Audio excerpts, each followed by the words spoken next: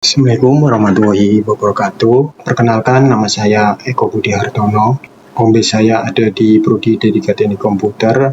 Saya mengajar mata kuliah pemrograman komputer 1. Dalam ini bahasa pemrograman Cicres semester 3. Saya juga mengajar di semester 4 bahasa pemrograman komputer 2. Untuk profil, perkenalkan, nama saya Eko Budi Hartono MKOM. Nomor WA saya adalah 085225234550. Email saya adalah tara.niscita@gmail.com. Alamat saya Jalan Kemiri nomor 1B, Kelurahan Dambiak, Kecamatan Kramat, Tegal.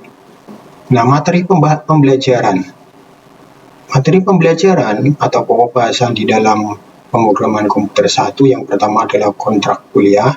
Yang kedua, pengenalan Cicres dan Microsoft Visual Studio. Yang ketiga, dasar teori Cicres dan dasar-dasar pemrograman Cicres. Yang keempat, pengantar OOP pada Cicres dan Object Oriented Programming pada Cicres. Yang kelima, penggunaan Windows Form. Yang keenam, pembuatan aplikasi sederhana pada Visual Cicres. Yang ketujuh, CRUD, Create, Read, Update, dan Delete.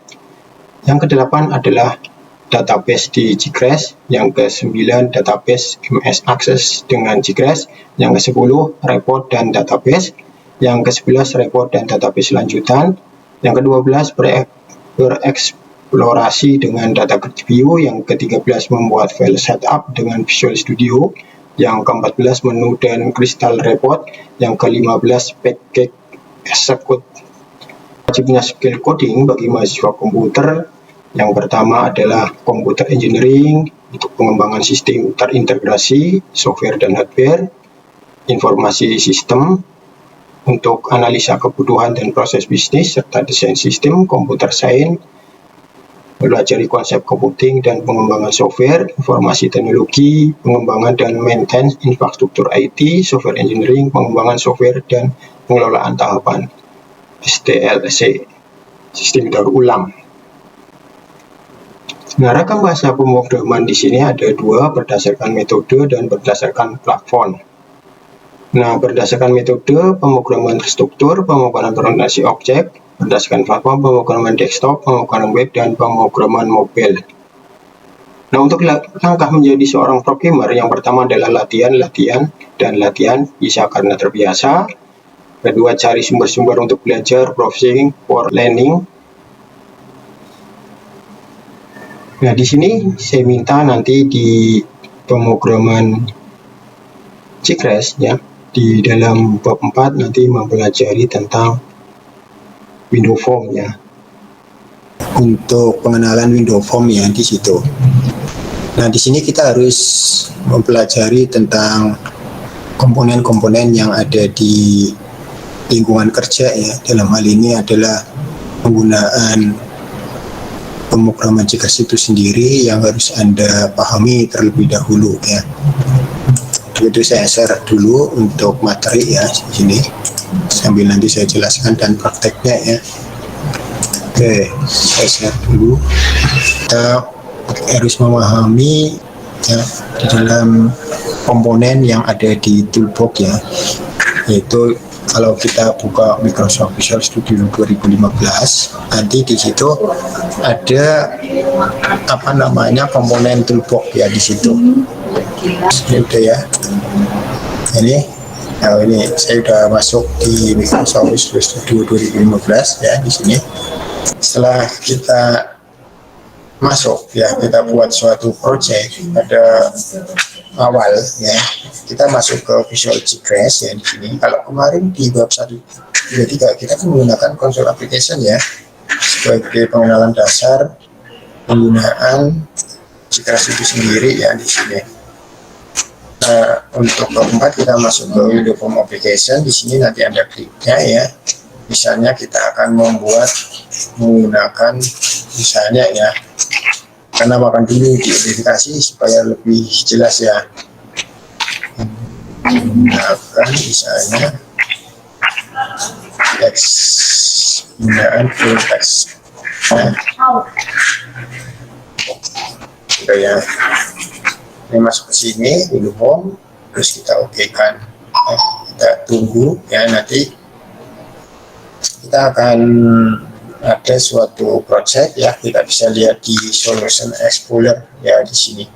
Kita tunggu ya sambil nanti ya, ini lagi berproses ya di sini. Nah ini adalah tampilannya akan seperti ini ya. Pada saat Anda menggunakan Windows Form Application di sini. Kalau kemarin kan konsol application-nya. Nah ini adalah lembar kerja yang bisa Anda buat nantinya ya, berdasarkan aplikasi yang akan Anda gunakan di sini atau Anda buat. Nah di sini kita harus mengenal di dalam pengenalan komponen toolbox ya. Toolbox ada di sebelah sini ya, di Microsoft Visual Studio 2015 ya. Penggunaan Crash ada di sebelah kiri ya. Nih.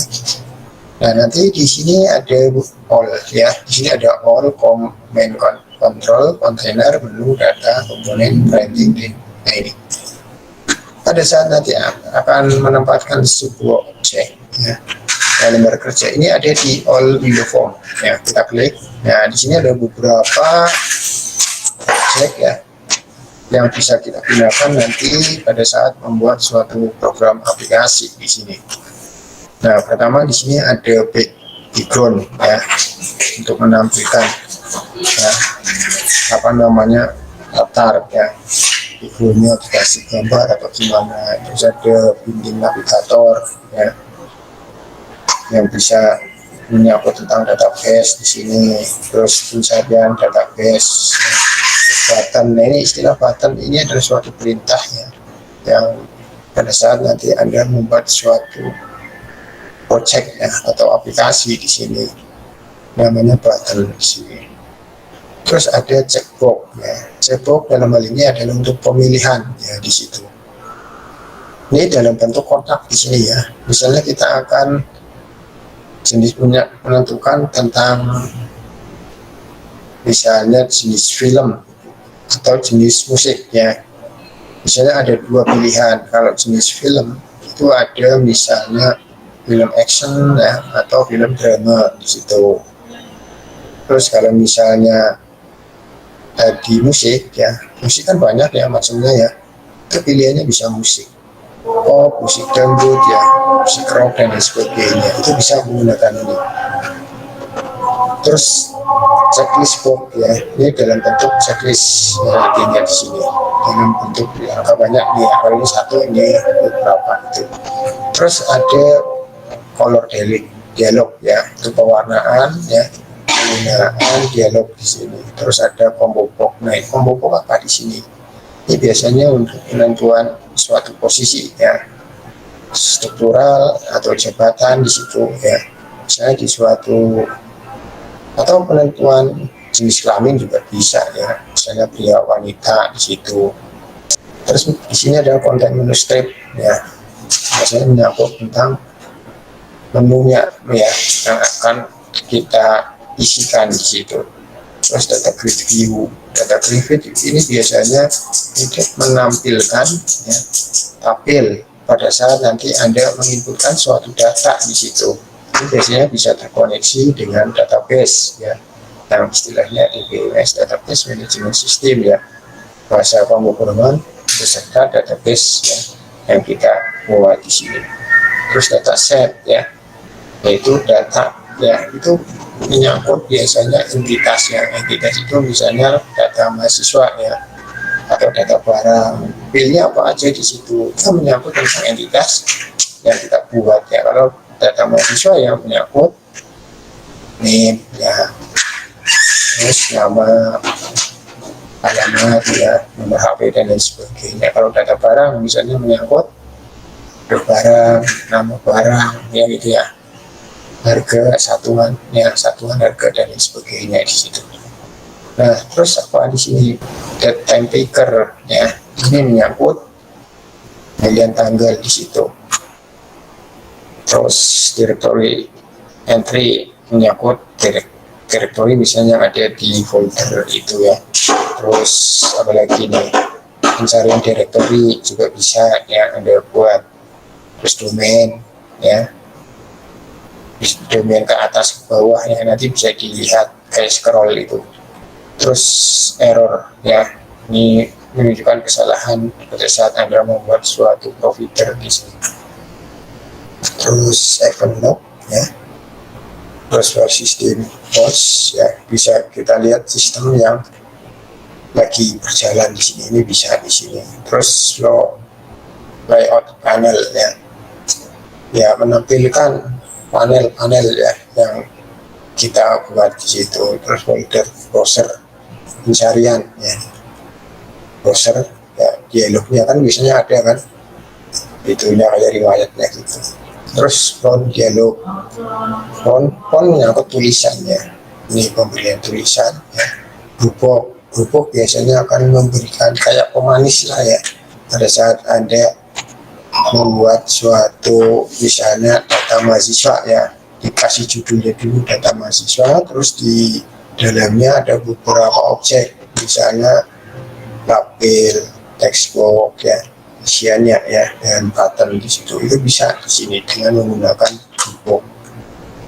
Terus provider ya, bantuan di situ, scroll bar untuk menekrol ya ke arah kiri atau kanan, di situ image list menampilkan gambar ya, di situ label. Nah ini label biasanya untuk memberikan penamaan ya, pada saat Anda membuat misalnya data mahasiswa ya, ini mungkin kita kasih nama dulu ya, labelnya name pemberi mahasiswa. Terus label keduanya kita namakan nama mahasiswa. Terus label ketiganya kita namakan alamat misalnya, terus nomor HP ya di situ.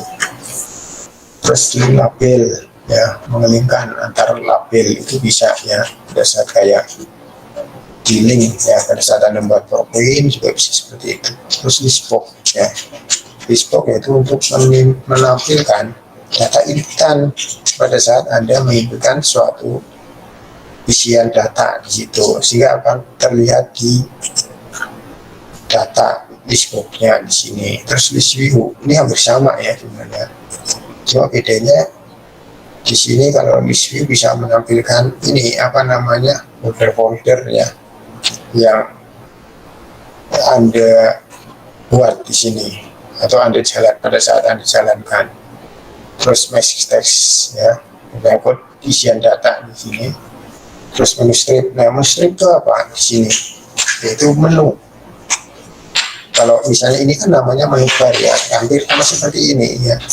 Ada menunya di sini. Misalnya kalau Anda membuat menu data perpustakaan ya misalnya, atau data penggajian atau data inventory, di sini juga ada tulisannya. Misalnya file di sini apa, di sini input, misalnya ada proses, ada transaksi, itu ada laporannya, itu bisa dibuat seperti itu.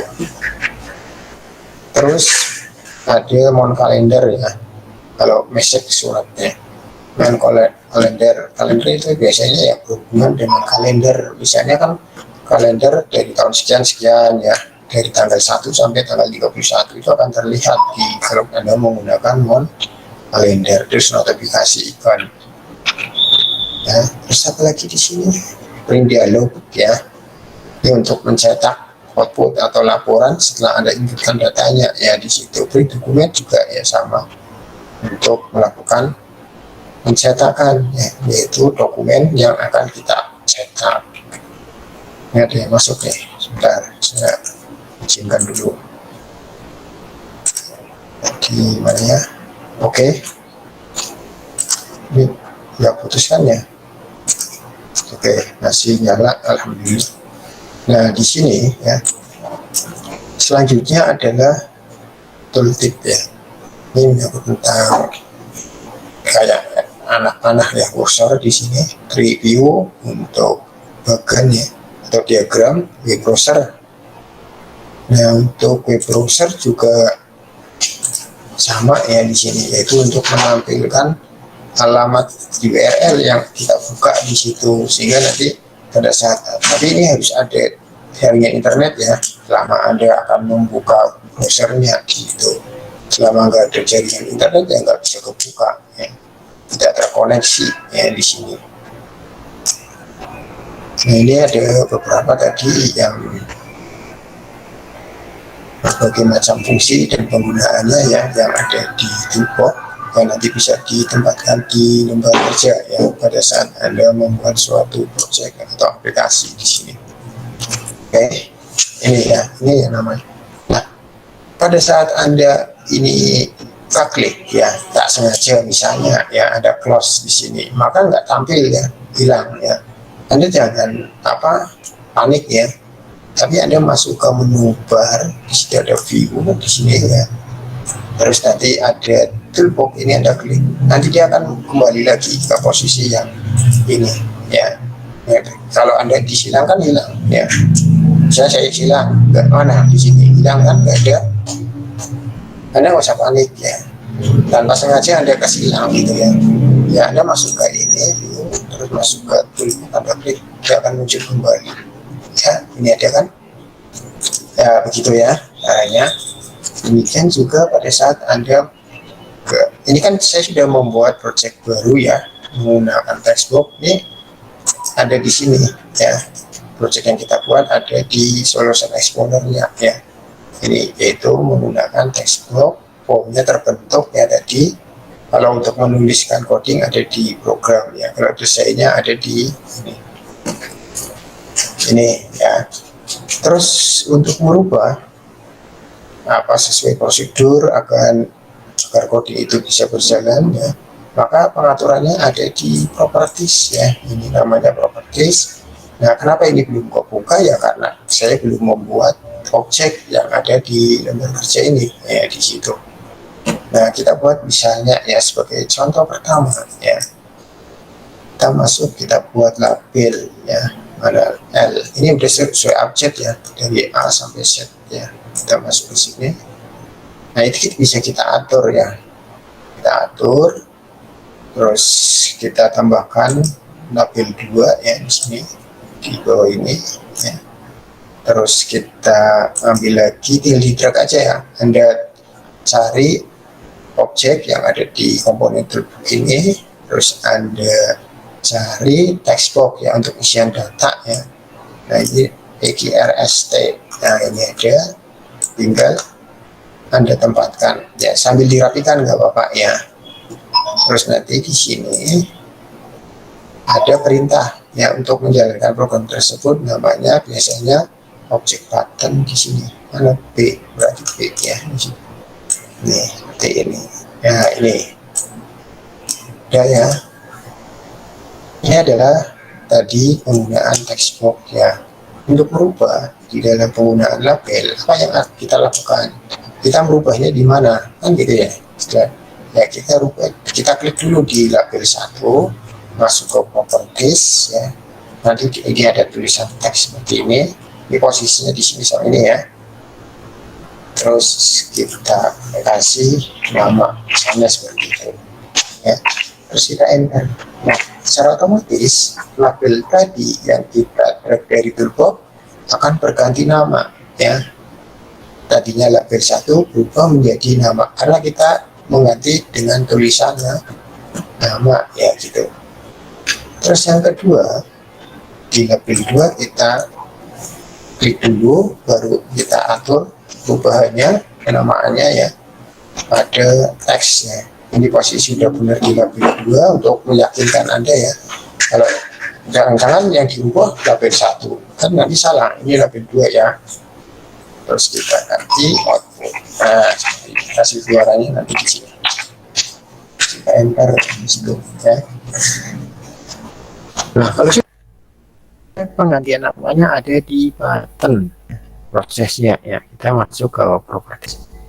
Nanti di sini adalah tadi prosesnya, kita ganti proses. Nah, di sini berarti kita buttonnya kita ganti.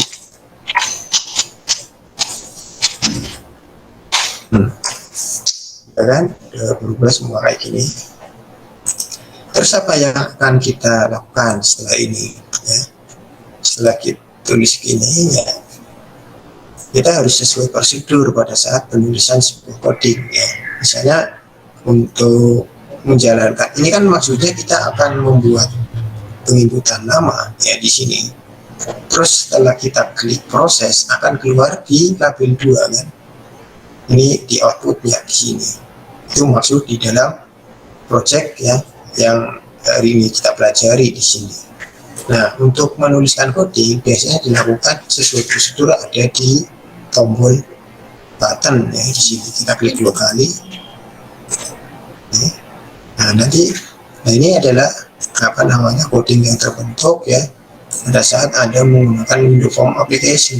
Ya, kita udah kasih nama tadi di awal menggunakan textbox underscore ya di sini. Baru kita ketikkan setelah private width. Nah, ini kan di tombol button tadi ya.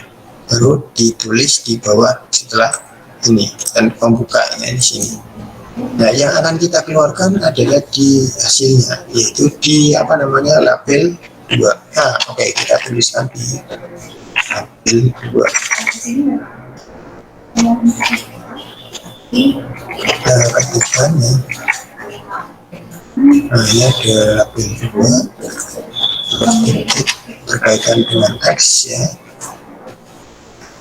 bersama dengan. Nah, yang kita inputkan tadi di teks berapa? Di teks 1 kan ya, teks box 1 ya udah kita gini aja terus teks. Nah, gini ini masih kurangnya di mana? Yaitu kita harus diakhiri dengan titik koma di sini. Nah, seperti ini. Nah, kalau udah tinggal dijalankan programnya ya di situ. Kita lihat hasilnya benar. Kalau nanti tercetak error ya, ada tulisan error berarti masih salah ya di situ. Berarti harus dibetulkan terlebih dahulu ya di sini.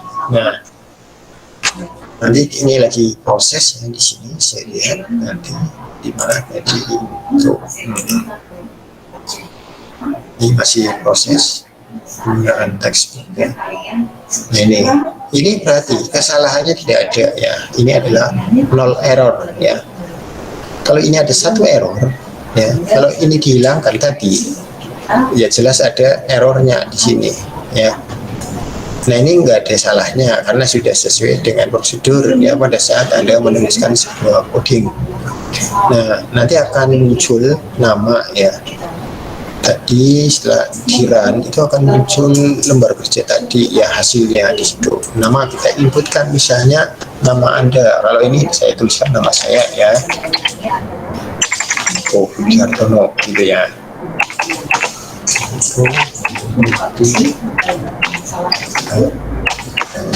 Nah, terus setelah itu kita klik proses, nanti hasil outputnya akan keluar nama yang kita tuliskan tadi di situ, yaitu nama saya di situ ya. Berarti sudah benar ya di situ. Terus untuk memperbaiki ya tinggal di stop ya setelah Anda jalankan ya, atau Anda run atau coding yang sudah Anda buat sudah benar di situ. Tapi kalau masih salah ya biasanya ada tanda merah di situ. Anda perbaiki sehingga program itu bisa dijalankan dengan baik. Saya selalu menutup. Oke ya, ini tadi di mata kuliah tadi ya, itu penggunaan textbook ya. Tuh ya, ada yang mau ditanyakan mungkin tadi yang sudah saya jelaskan ya gitu. Nah, Anda mungkin ya, karena Anda belum praktek ya, belum mempraktekkan sendiri ya, mungkin sudah sedikit ada gambaran ya. Karena saya sudah jelaskan tadi cara penggunaannya, cara penggunaan komponen pengedrag ya, dari toolbox dengan lembar kerja di situ, terus prosedur penggantian nama label, nama button ya, itu yang harus Anda. Terus penulisan prosedur sesuai dengan coding ya, itu juga harus ada aturannya di situ supaya nanti pada saat dijalankan program tersebut tidak error atau debug gitu ya. Nah, itu yang saya minta Anda pahami terlebih dahulu. Nah, untuk bisa belajar tentang penggunaan aplikasi Level, berarti Anda harus mencoba ya. Anda mencoba sendiri ya, jangan copy paste dari teman ya, karena malas ya. Terus Anda udahlah, saya yang penting copy paste aja, hasilnya juga nanti sama. Nggak boleh kayak gitu. Anda sudah bayar ya, maksudnya Anda sudah kuliah, Anda kan ada biayanya ya. Kalau Anda malas, apa yang akan Anda dapat ilmunya kalau nggak praktek sendiri? Ya saya minta Anda berusaha ya mempraktekkan ya yang sudah diajarkan oleh dosen gitu, khususnya untuk mata kuliah saya. Berarti kan Anda sudah bisa kan di situ.